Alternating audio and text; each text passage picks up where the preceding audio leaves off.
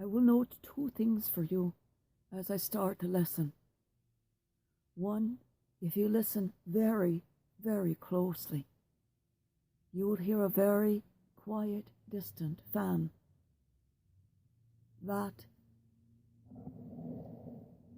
is that. At 3/4 power. That is how quiet it is.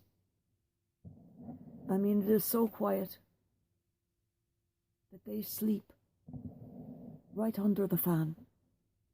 Whereas before, the kitties would never sleep on the bed with the air conditioner right there. The fan noise and just the disturbance of the air, they would never have slept like that. So our lesson for reflection today is on transmitting our faith. But first, I'm going to follow in the tradition that Pope Francis has set and asked all of the ministers of all of the faith to do the same. He's asked us to pray for a different group each day. And today he's asked that we pray for a group that is rarely prayed for, the workers in the funeral services. In this time, they feel as if they are failing in the most basic, primary of their services, to comfort the survivors. What they do is something very painful and sad, but very necessary. They are touched closely by the pain of this pandemic. So very many deaths. They must prepare each one according to the traditions of their faith. Many funeral homes are dedicated to the service of only one faith, but there are numerous in each large city that accommodate anyone. For instance, a funeral home for the Jewish tradition would know that a person that was Orthodox observant would require watchers. A person of Orthodox observance must be observed at all times. There must be somebody viewing the body at every single second, from the time the person dies until the time the body is interred. Their beliefs are such that if someone is not viewing the body, not just sitting in the same room, but they must physically see the body, that a demon could come and steal the soul. It cannot happen as long as somebody can see the body. So there are watchers assigned to each person who dies by the synagogue. Doesn't that sound like a difficult task? This job is a calling that only very special people may do.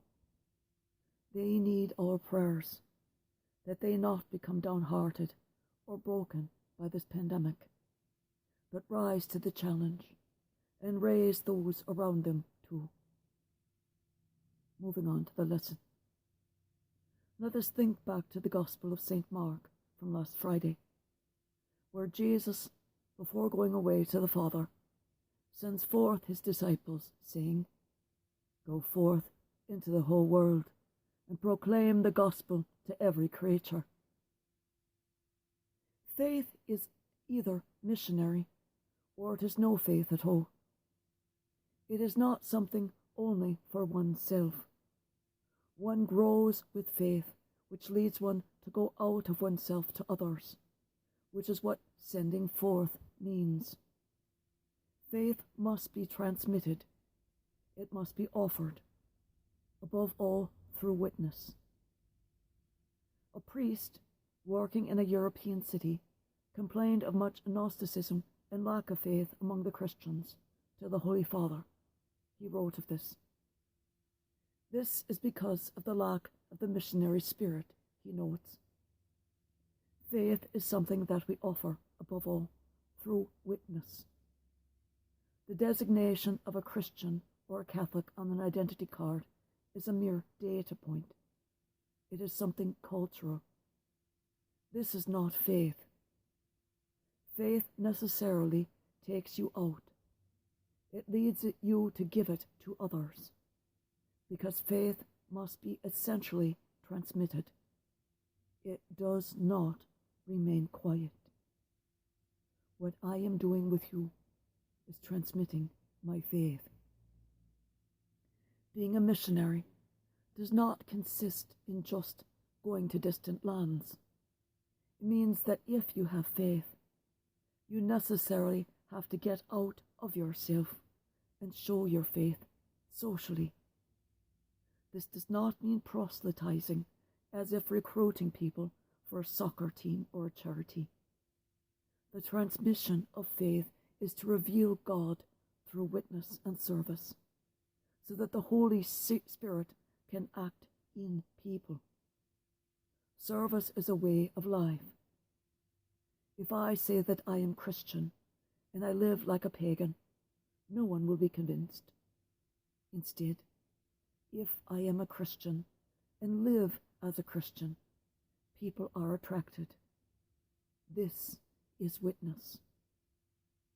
A university student in Poland had asked the Pope what he could do to convince many of his atheist friends. The Pope responded, "The last thing you need to do is say something. Start living as a Christian. And they, seeing your testimony, they will ask you, why do you live like this?" Faith must be transmitted, not to convince, but to offer as a treasure. This is done with humility, as St. Peter urges in Acts.